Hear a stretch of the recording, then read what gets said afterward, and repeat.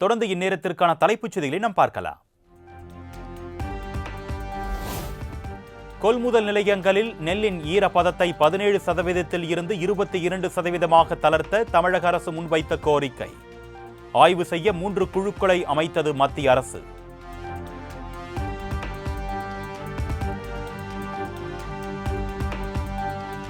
தஞ்சை அரசு கொள்முதல் நிலையத்தில் இடமில்லாததால் 5000த்திற்கும் மேற்பட்ட நெல் மூட்டைகள் தேக்கம்.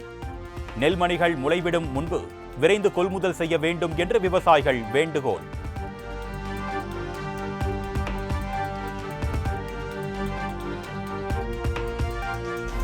சென்னை மாநகராட்சியில் பணிபுரியும் தூய்மை பணியாளர்களுக்கு 3 வேளை இலவச உணவு வழங்கும் திட்டம். 186 கோடி ரூபாய் ஒதுக்கீடு செய்து அரசாணை வெளியிட்டது தமிழக அரசு.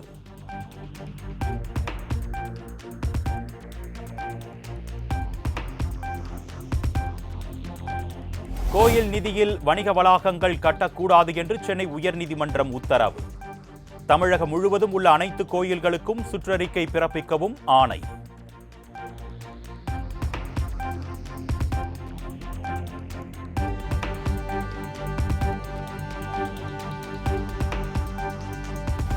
வங்கக்கடலில் நாளை புதிதாக உருவாகிறது குறைந்த காற்றழுத்த தாழ்வு பகுதி.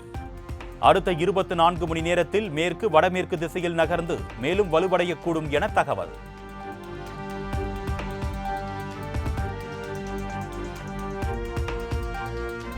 தமிழகத்தில் 14 மாவட்டங்களில் கனமழை பெய்யக்கூடும் என்று இந்திய வானிலை ஆய்வு மையம் கணிப்பு. தேனி, திண்டுக்கல், ராணிப்பேட்டை, திருவள்ளூர் உள்ளிட்ட மாவட்டங்களில் இன்று கனமழைக்கு வாய்ப்பு.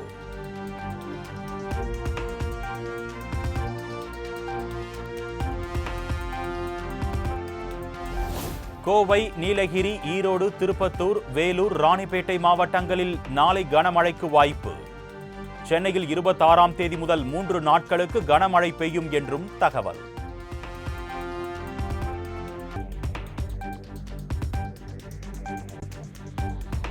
தமிழ்நாட்டில் வடகிழக்கு பருவமழை இயல்பை விட 85% கூடுதலாக பெய்துள்ளது. இந்திய வானிலை ஆய்வு மையம் தகவல்.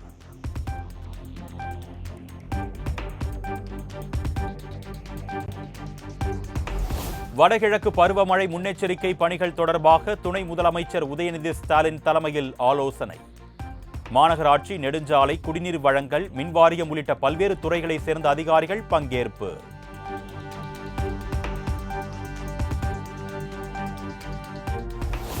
சென்னையில் வெள்ள பாதிப்புகளை தடுக்க உரிய நடவடிக்கை எடுக்கப்பட்டிருப்பதாக அமைச்சர் மா சுப்பிரமணியன் பேட்டி. கடந்த சில தினங்களாக கனமழை பெய்த போதும் எந்த சுரங்க பாதைகளிலும் நீர் தேங்கவில்லை என்று பேச்சு.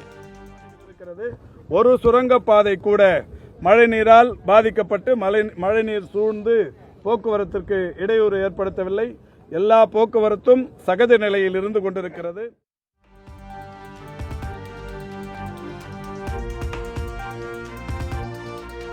புழல் ஏரியில் இருந்து வெளியேறிய உபரி நீரால் மணலி அருகே வீடுகளை சூழ்ந்த மழைநீர்.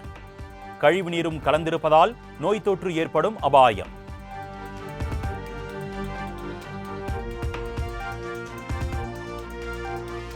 செம்பரம்பாக்கம் ஏரியின் நீர்மட்டம் 22 அடியை நெருங்கும் சூழலில் உபரி நீர் திறப்பு 750 கன அடியாக அதிகரிப்பு. ஏரிக்கு வரும் நீரின் அளவை பொறுத்து உபரி நீர் திறப்பது மேலும் அதிகரிக்கக்கூடும் என தகவல்.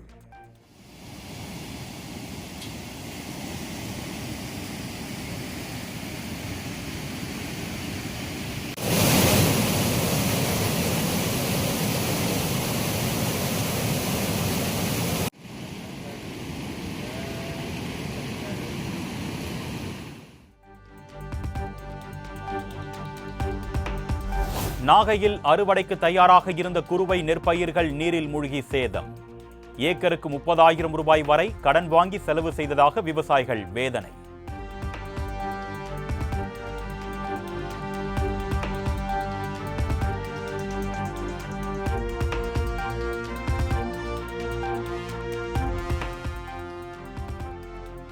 திருவாரூர் மாவட்டம் குடவாசல் பகுதியில் நடவு செய்யப்பட்ட சம்பா இளம் பயிர்கள் மழைநீரில் மூழ்கி சேதம். வாய்க்கால்களை முறையாக தூர்வார நடவடிக்கை எடுக்க வேண்டும் என விவசாயிகள் கோரிக்கை.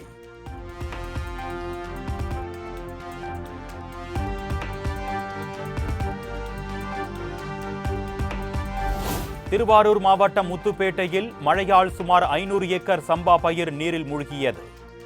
ஆறுகள் வடிகால்களில் படர்ந்துள்ள ஆகாய தாமரை செடிகளை அகற்ற விவசாயிகள் கோரிக்கை.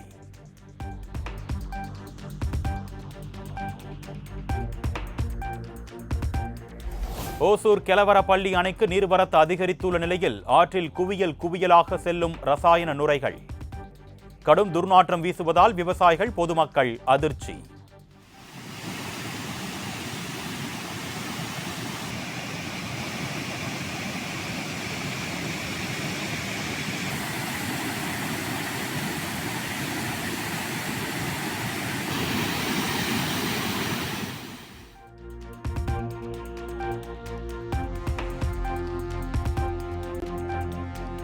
வேலூர் மாவட்டம் கரிசால்பேட்டை குடியிருப்பு பகுதிகளில் இடுப்பளவு தேங்கிய மழைநீர்.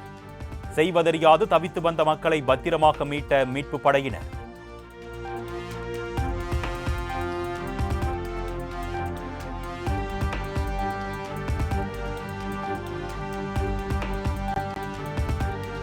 சாத்தனூர் அணையில் இருந்து தண்ணீர் திறக்கப்பட்டிருப்பதால் திருக்கோவிலூர் தென்பெண்ணை ஆற்றில் வெள்ளம் கரை புரண்டு ஓடுகிறது. அணையில் திறக்கப்படும் நீரின் அளவு மேலும் அதிகரிக்கப்பட்டிருப்பதால் கரையோர மக்களுக்கு வெள்ள அபாய எச்சரிக்கை.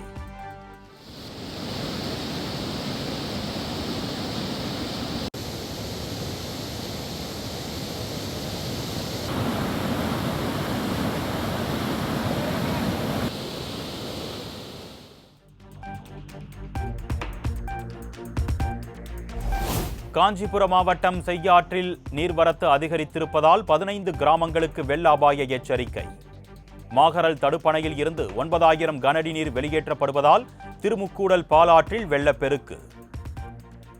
முக்கியமா குழந்தைங்களை பாதுகாப்பா நீங்க வீட்டுல பாதுகாக்கணும். தண்ணீர் வரும் என்று தெரிவிக்கப்பட்டுள்ளது. எனவே தங்களுடைய குழந்தைகள் மற்றும் சிறுவர்கள் தங்களுடைய ஆழ்வார்கள் மூலம் தெரிவித்துக் கொள்ளப்படுகிறது. மாவட்ட நிர்வாகம் மற்றும் மாதவம்பாக்கம் ஊராட்சி நிர்வாகம்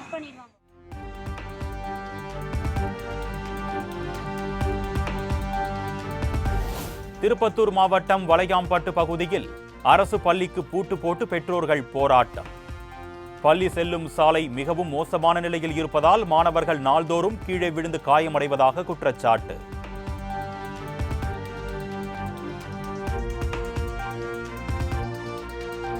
திருச்செந்தூர் செந்தில் ஆண்டவர் அரசு ஆண்கள் மேல்நிலைப் பள்ளி வளாகத்தில் 4 நாட்களாக சூழ்ந்துள்ள மழைநீர். உடனடியாக அகற்றி நடவடிக்கை எடுக்குமாறு நகராட்சி நிர்வாகத்திற்கு பெற்றோர் கோரிக்கை.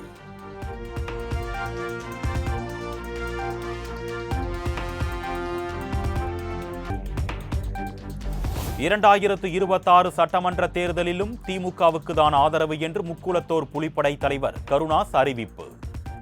தேர்தலில் போட்டியிட சீட் கிடைக்கும் என்று நம்புவதாகவும் பேட்டி. அனைத்து தரப்பட்ட மக்களுக்குமான கோரிக்கைகளை வலியுறுத்த முடியும் என்பது மறுக்க முடியாத உண்மை. ஆனால் அதை ஒரு தோழமை கட்சியாக பாராளுமன்ற தேர்தலிலே நான் செய்த பணிகளை உற்று நோக்கக்கூடிய மாண்புமிகு முதல்வர் அவர்கள் நிச்சயமாக வரக்கூடிய சட்டமன்ற தேர்தலிலே அதற்கான முக்கியத்துவத்தையும் அதற்கான அங்கீகாரத்தையும் நிச்சயமாக வழங்குவார் என்று நான் நம்புகிறேன்.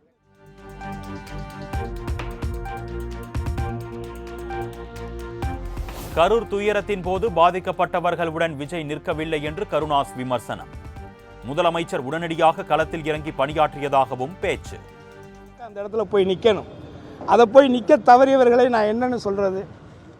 இது மக்கள் தான் தீர்மானிக்கணும். ஆனால் அந்த மக்களுக்கான பிரச்சனை என்கின்ற பொழுது அந்த நள்ளிரவே அந்த இடத்துக்கு போய் அந்த மக்களுக்கான அந்த தேவைகளை உங்களுக்கு நான் இருக்கிறேன், உங்களில் ஒருவனாக நான் இருக்கிறேன் என்று சொல்லக்கூடியவர் தான் ஒரு தலைவர், ஒரு தளபதி, எப்படி வேணாலும் சொல்லலாம். அந்த விதத்திலே அந்த ஒரு இக்கட்டான ஒரு சூழலில் மக்களுக்கு ஏற்பட்ட அந்த கொடுமையான ஒரு சம்பவத்திலே உடனடியாக களத்திலே இறங்கி பணியாற்றியவர் மாண்புமிகு தமிழக முதல்வர் என்பதை யார் ஒருவரும் மறுக்க முடியாது.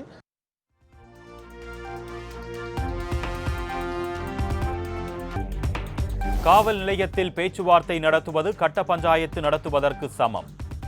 வழக்கு விசாரணைக்காக ஒரு நபருக்கு காவல் அதிகாரி சம்மன் அனுப்ப இயலாது என்றும் உயர்நீதிமன்ற மதுரை கிளை திட்டவட்டம்.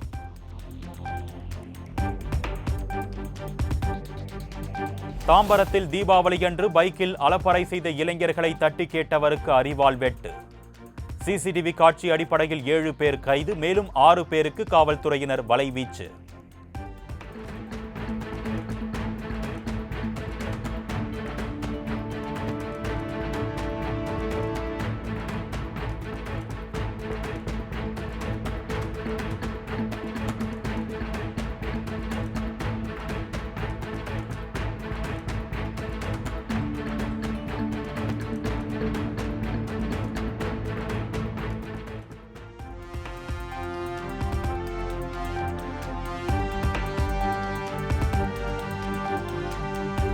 கோவை தனியார் கல்லூரியில் நடைபெற்ற நிகழ்ச்சியில் நடிகர் பிரதீப் ரங்கநாதனிடம் தங்களது செல்போன்களை கொடுக்க முயன்ற மாணவர்கள். செல்ஃபி எடுப்பதற்காக ஒரே நேரத்தில் அனைவரும் முண்டியடித்த மாணவர்கள் கீழே விழுந்ததால் பரபரப்பு.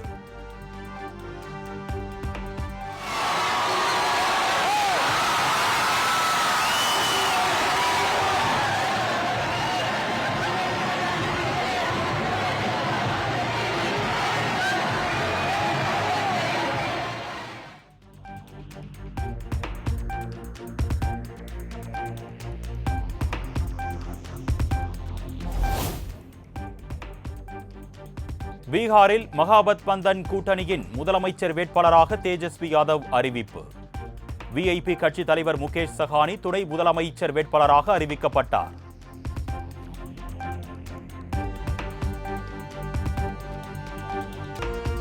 கேரள மாநிலம் எர்ணாகுளத்தில் வீட்டிற்குள் பாம்பு நுழைந்து விட்டதாக கூறி மூதாட்டியிடம் செயின் பறிப்பு.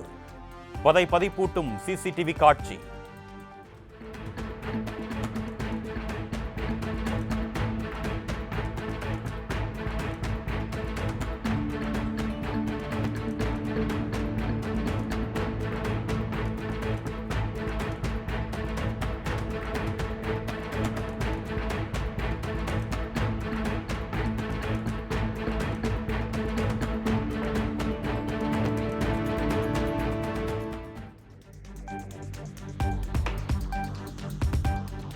இந்த ஆண்டு இறுதிக்குள் ரஷ்யாவிடம் எண்ணெய் வாங்குவதை இந்தியா நிறுத்திவிடும்.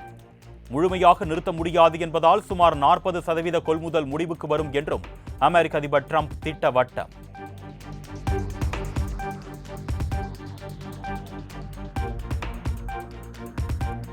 ரஷ்யாவிடம் எண்ணெய் வாங்குவதை படிப்படியாக குறைத்துக் கொள்ள ரிலையன்ஸ் நிறுவனம் முடிவு. ரஷ்ய நிறுவனங்கள் மீது அமெரிக்கா புதிய தடைகள் விதித்துள்ள நிலையில் மத்திய அரசின் வழிகாட்டுதல்கள் படி பரிசீலனை செய்ய உள்ளதாக தகவல்.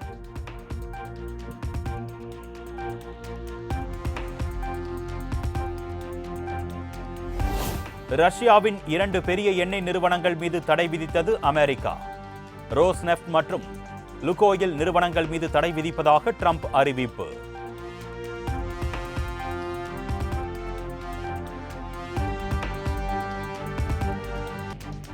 ஒருநாள் கிரிக்கெட் போட்டிகளில் அதிக ரன்கள் குவித்த இந்திய வீரர்கள் பட்டியலில் கங்குலியை பின்னுக்கு தள்ளி 3வது இடத்திற்கு முன்னேறினார் ரோஹித் சர்மா.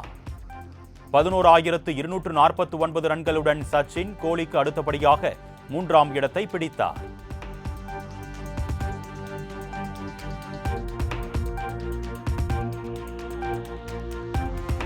ஆஸ்திரேலியாவிற்கு எதிரான 2வது ஒருநாள் போட்டியிலும் விராட் கோலி டக் அவுட்.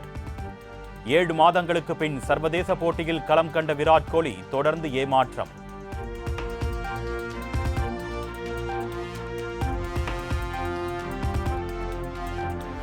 இசையமைப்பாளரும் தேவாவின் சகோதரருமான சபேஷ் உடல்நலக்குறைவால் காலமானார். திரைப்பிரபலங்கள் இரங்கல்.